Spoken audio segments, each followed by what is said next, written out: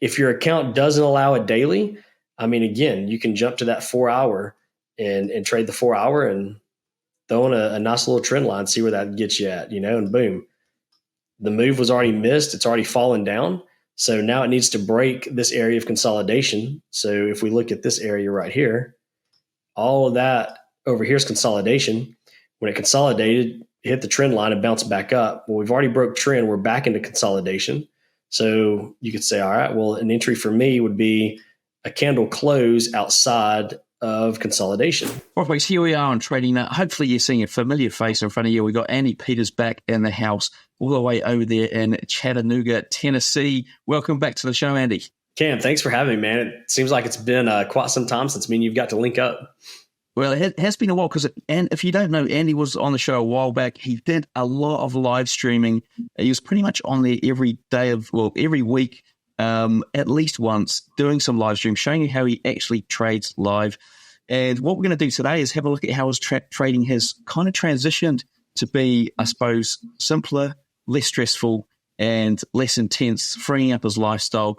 Let's start off with how that whole transition happened, and then we're going to dive into the charts, and then we're going to have a look at some of the trades that he's got running at the moment. So, folks, it's going to be awesome. Let's dive in and start off with, how did that transition happen, and what was the genesis behind it? Man, as you know, Cam, like you said, I was on your show almost every week, at least one day, trading live. And then right there towards the end, I told you that, hey, me and the family are taking some time. We're traveling. We're doing a few things. And I kind of wanted to break away from, being stuck at the computer every single day. And I think that initial move is almost what led into where I'm at today of, wow, I don't have to be at the computer every single day. And it was just that mindset of, okay, we've got to trade. And I think a lot of that too was having the community behind me as well, because as you know, I was live streaming with my community. And then we started getting into these positions where, okay, we're going to protect, we're going to let these things run instead of just closing it out. And after we started doing that for about 3 to 5 months, I was like, we may have made it easier for us to trade because we're still taking our profits off the table. Now we're protecting these positions so we can't lose the trade. And some of these trades would run, for 2-3 months. And in that case, we wasn't having to trade. You catch a move, you look at the trade's $1,500. You fast forward 3 or 4 days later, you either got knocked out at break even, or that trade's now worth $4,000 to $5,000, and you're just taking those partials off the table.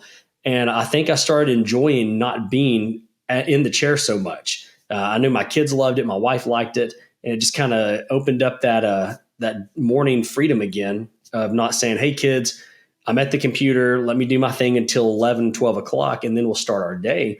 It was nice to wake up, look at the chart, and say, "Oh, we made an extra $1,500 to $2,000." I mean, in some cases it could be, as high as $10,000 to $15,000 overnight between London session and waking up for the New York session. So it really started playing into that role of, okay, we're not going to sit here all day. We're going to go live, and then we'll trade when we need to. Now, if you're loving the show and thinking, where can I go and trade? Why don't you check out my prop firm sponsor, Blue Guardian. Now, these guys have been around for ages. They've been sponsoring Trading Up for over a year. And some of the key features that make them so good is that they've got realistic profit targets. For their challenge phases, it's only 8 or 4%. They also have a scaling plan up to $2 million, and they do profit splits of 85%, which is really high for this industry. They also have quick and reliable payouts and a robust reserve that make sure those payouts are as seamless and smooth as possible. Now, if you're looking to join, go and check them out. But first, grab my coupon code TradingNut, all one word. You're going to save yourself 25% off at checkout. There's a link in the description. Go and click that now. Right, let's get back on with the show. And just quickly, how do you fill that time in, so that void where you normally go back to trading, but you now get to live and do your normal thing? I mean, did you struggle with that at all? Yeah, I did, because my family had already made up their own schedules. They were used to dad is going to be at his desk, from around 8 o'clock in the morning till 11:30, 12 o'clock in the evening, afternoon. And once I stopped doing that, it was like, oh, now I'm in their schedule. So it was nice. I'm not going to say, there was nothing negative about it. It was great to be able to eat breakfast with the family. It was great, to be able to start our day together. I mean, it changed my whole mindset of the morning routine that we once had. And it actually had me trading now. If I miss trades in the New York session, I would jump on with my group and say, hey, we'll trade tonight, at midnight or something, whenever the kids were asleep. So it kind of opened up that morning of freedom, which felt really nice because I'm not going to lie. You and I both know as a trader, it almost turns into a job. And that's what it kind of felt like right there towards the end. It was like, okay, I've got to get up. I'm taking my shower. I'm getting my coffee. I'm coming to my desk. And then I'm here, for those hours. And it's almost like I'm clocking into a job and still working that 4 to 5 hour shift. And as a trader, you want to create it to where you're not having to create, that job atmosphere. So it was a nice change in, routines and just kind of a breakaway. Yeah, and I think that's kind of like the oxymoron, is it? I don't know if that's the right word, but we're trading, you're doing it for freedom, but in actual fact, you're kind of almost creating yourself a job, but you don't know how big that or small that job's going to be. It might be like for me, it's I trade a couple of styles. One of them's only like half an hour max in the morning, first thing. The other one's 6 hour shift, and it's trading the Asia session. So it's kind of like, I've got this, do I have I just created myself a job? Could I just get rid of the Asia session and just trade for 30 minutes in the day, and then all of a sudden I've got that freedom. Now, let's dive in and have a look at a price chart, see what you're actually doing, how you pick some of these trades maybe, so people have got an idea and how things have transitioned. Because I know when you're on the stream, you had like you're using these dots, which I believe you're not using now. How did you manage to sort of make that shift from a style that was working to something new? Let me share my screen here. So I've got them side by side because I do a lot of my markups, over here on TradingView. Even though the platform has good tools, it's just I'm used to TradingView of having all my stuff here and all the crypto and whatnot. But you were talking about using the dots, and basically the dots were just swing high low markers is all it was. And what I've been doing now. You can see here I've got the Fibonacci, and I was just looking at this, high low point as we would have with the dots. We'd had a swing high up here and a swing low, and I just connected it. And I was like, we're going to look for a position of a rejection in the 78, range. And it tapped it to a T. You can see right here where it just tapped it and then rejected. And on the 4 hour, it gave us a nice little trend line break with the candle close. And even on the 30-minute, it looked really good, right here. So we had a lot of touches in this area. It broke, and you can see once it broke it did really well. Almost 275 on the move. And then if you look over here at my chart, I've got these positions I've had at the top. We got in up here at 40,040, which was crazy. And this position up here was kind of luck. I was on my Discord, and I was talking to everyone there and said, look, guys, we're essentially at an all-time high. If we zoom out, this was your all-time high over here. We're back at that same area. This is where you just want to click sell. I don't know anyone who says we're at the highest we've ever been. Let's click buy. Just that didn't seem like a good idea to me. So I was like, look, I'm going to take the risk. I entered this original position at $55 a pip. And I think I was risking like 55 to 5,600 bucks. And now you can see that one position is 43,795. And I've closed out, basically $10 per pip along the way.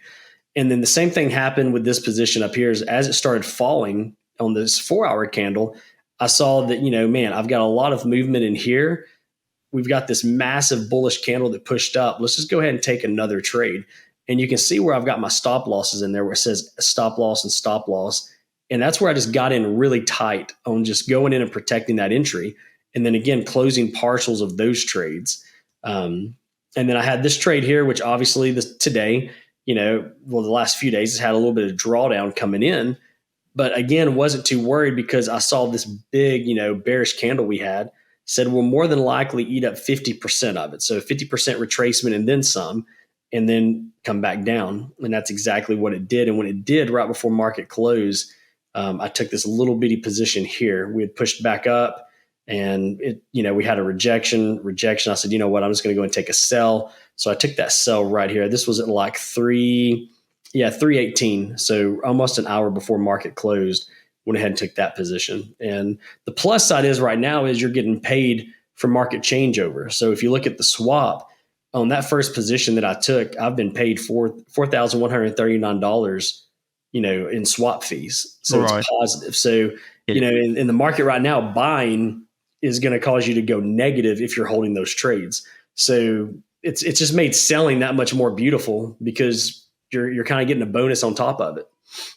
And so for like that first entry of the all-time high, I mean, how was that structured from a risk point of view? So you said you had like I can't remember, it was like 5,000, Yeah. 50 So pips risk or something. So how did what you I work that out? I mean, what was the thinking there? Was it another fib level? Yeah, so what I'd done was when I saw this wick up here, this first one in this wick, I basically said I'm going to allow myself about 100 pip move above that.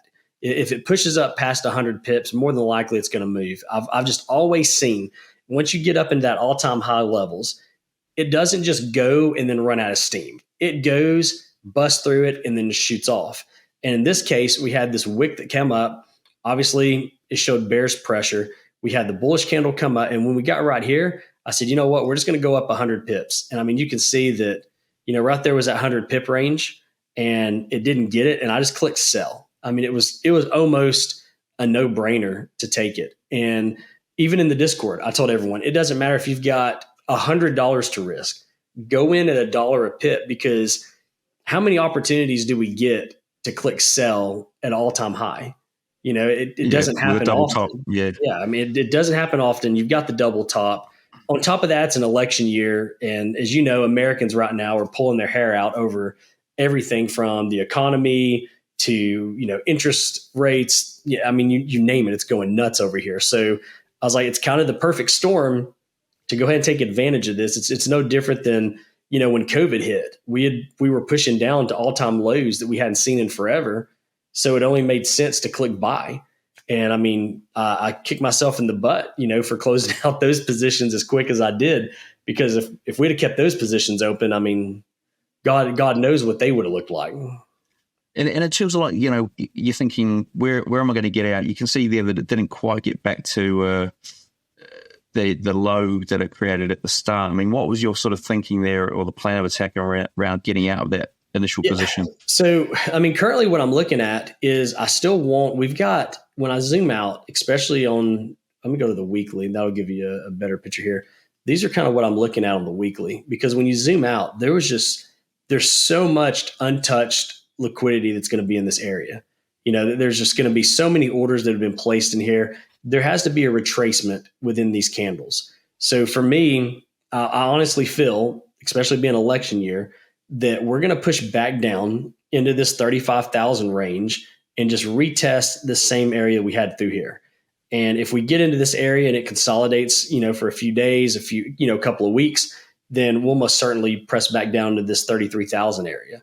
So just the way I'm looking at it is, I'm under leveraged. I've got positive equity. I have positions that are running, and they're paying on swaps. So why wouldn't I want to take the sells and make the best of these positions? And that's really the only mindset I have. There's not really specific structure that says hold these sells forever, outside of just, there was so much movement through here that's not been touched. I honestly believe we're going to go back and touch it. And do you, I mean, this kind of seems like a very simplified way of trading. I mean, if you had to sort of, I suppose, classify the style, or, let people know whether or not you learnt it from anywhere, or was it just a sort of formula you came up with? I mean, how did that all sort of come about? It really come back into looking at the few years past that I've been trading, and I've had successful years. We've come out of the year, at the end of the year, the P&L has always been positive. And I would go back and I would look at that and examine my trades and say, how could I make these trades make more sense and make more money? And what I found was I was just getting out of these trades too quickly. It was the whole, I think social media got a hold of me really well and just said, you know what, let's show people how much money we made today.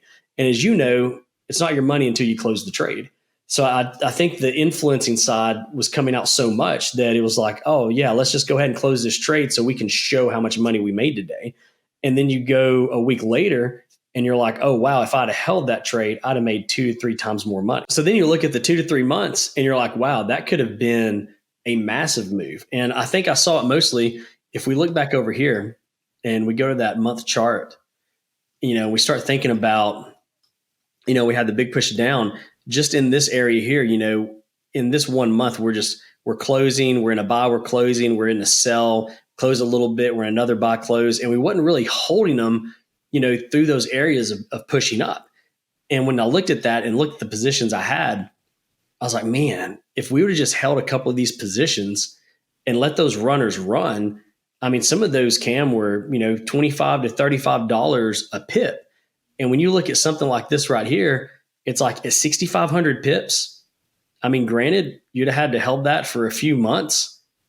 But I mean, again, as long as swaps wasn't eating you up crazy, you could have traded within those, levels of equity. So I think after just analyzing that, that's when I said, you know what, going into 2024, I want to do more of that. I want to do more of taking the position, holding it, and then trading within that equity. So like what I'll do is if I look at my chart over here, and let's say today I'm taking this trade, if this trade right here were to turn around on me and get into this area up here, I'm going to lose some money, obviously. But I've also got these down here I can pull away from. So if we look at my closed positions, last week was a prime example of that. So you can see I only made, $1,398. But I was in two bad positions here, and I was able to take, the positions going the opposite direction to make up for it. But I was also able to close out those partials. So closing out these partials along the way made up for the bad trade. So the same thing could happen here. If this trade were to start going negative, I can just come over here to my open position and say, you know what, if this trade that's, sitting at $41,000, I could take out, 0.05. And that's going to give me a nice little chunk of that to apply to my daily P&L. So I'm never touching obviously I'm touching my balance overall because of equity, but I've got that positive equity that's sitting there. So that's kind of what I use for risk now. So it takes the stress off of having no positions open and then saying, okay, let's get in this position. What's my risk? I can just do it based off equity. And that's changed my whole mindset of making this easier for myself. Yeah, it's interesting because, I think a lot of people will see that money and then want to take that off the table, protect themselves, not have confidence in the position running to where, you're expecting it to run to in the long term. What's the key behind that? My sort of thinking is like it could be the higher time frame entries, like giving you more confidence. The higher time frame entries for sure. And then being able to take out partials. So if you look at my closed positions and we just look at, say, the last 30 days, you're going to notice there's a lot of partial close, partial close, and just being able to take those partial close positions and then protecting that original entry to where you can't lose that trade. So if I close out a trade for, say, 600, like this one here, if I close it out for $658.45 and I'm able to protect that entry, I'm not too worried if I get knocked out at break even because I just made $658 in one day. And I think that mindset of, okay, I've already taken money off the table. Now I'm going to protect that entry. So if it does go back and hit where I entered at, it's going to knock me out at break even. I still put money in the bank. And I think just that it made it so much easier to trade in terms of I'm not trying to just close it out and be done. I've taken enough off the table. I've got enough running. Let this thing go and just keep printing money for me. And granted, we've had a lot of up and down movement this year. Technically since I want to say August of last year, we've just had a lot of up, and you've seen it, just massive wicks come right back down, massive push down to come right back up. And obviously that's created a lot of break evens, if you will. But you're still taking a little bit off the table, which helps a lot. And do you sort of use an R-based approach, i.e., you mentioned you're risking 100 pips on that, all-time high? Would you look to go, well, I made 100 pips now, I'm kind of like going to move my stop to break even, or is it something different? Yeah, so for when I protect the entry, that's just looking at candle structure and saying, this is a good area to go ahead and move this to break even. If you've got, like right now, this position here, I wouldn't protect it at this point. Obviously, if this was the only position I had, I would. If this was the only position I had on my chart, I'm protecting it because I don't have anything, to hedge it against. But in this case, I would wait until we at least cleared this wick on the bottom. And if we clear this wick on the bottom, I'd go ahead and close partials and then go ahead and protect that entry. Hey folks, what a view behind me. I'm at Black Bull Markets headquarters here in Auckland, New Zealand. Speaking of views, you can get TradingView paid plans for free at Black Bull Markets, saving you up to $600 a year. That's right, get either the Essential, Plus or Premium plans absolutely free, and all you need to do is trade from one lot a month at Black Bull Markets. And you can also get a 100% deposit bonus for your first deposit up to $1,000. All you need to do is click the Trading Nut link in the description below. Now, what about for somebody who was looking to try and replicate what you're doing here? What steps would you recommend they take?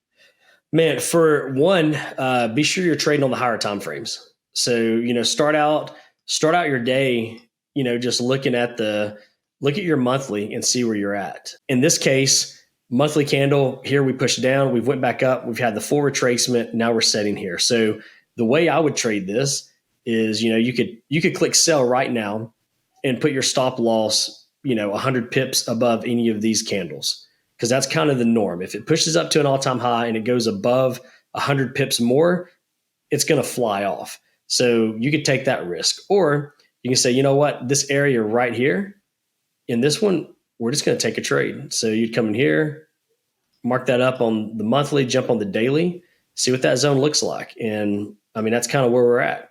So if we break this, we're probably going to get back down into this area. We have a nice wick fill. And as you guys know, I traded the dots. So this would have been a swing low here. Well, on the swing lows, we just went with a little bitty box like this. So I'd have said, you know what? We can click it and take the higher time frame for the monthly. If your account doesn't allow that risk, then you could take the risk of just click and sell here, going up 100 pips above that, which is still a massive risk. That's a massive stop loss considering the push we've had down. Or you could use this as your break zone on the daily and say, if we get below that 38,745, then we're just going to run the trade down to this zone in here. If your account doesn't allow a daily, again, you can jump to that 4 hour and trade the 4 hour and throw in a nice little trend line, see where that gets you at, and boom. The move was already missed. It's already fallen down.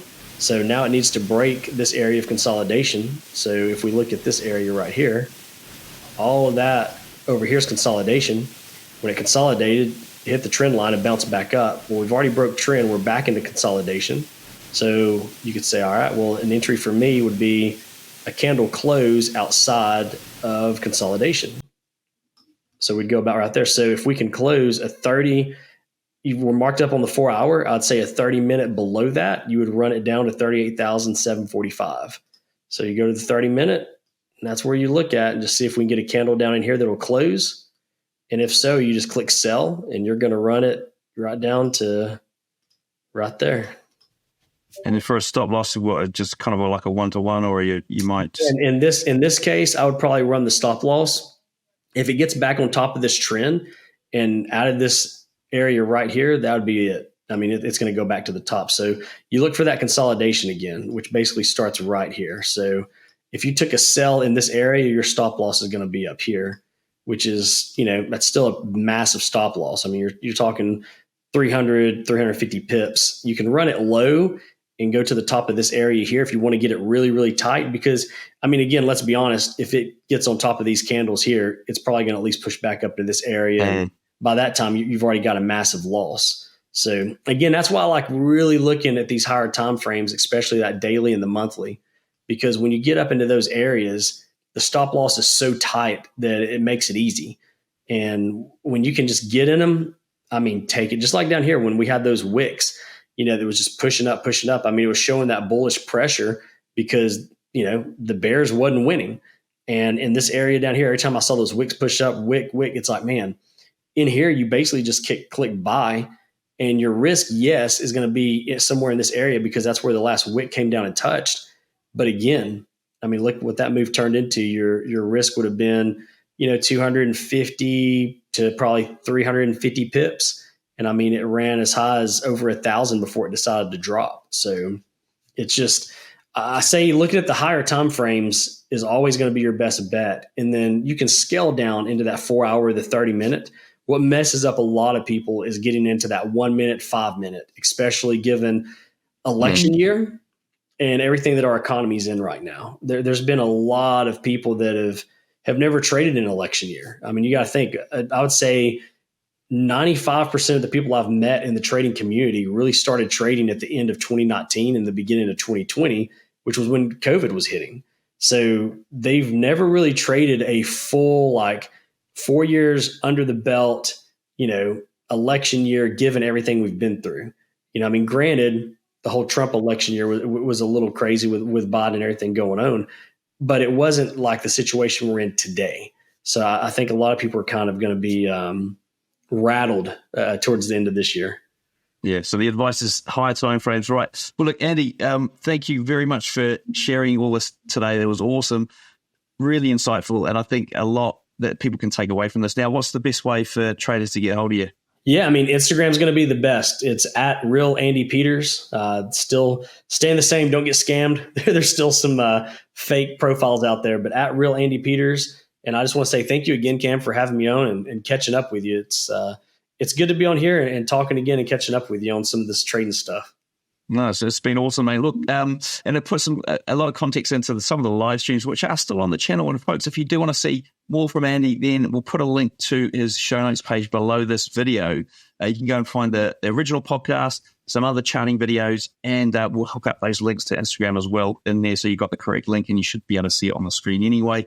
All right, folks, thank you for watching, and we'll see you in the next episode of Trading Nut.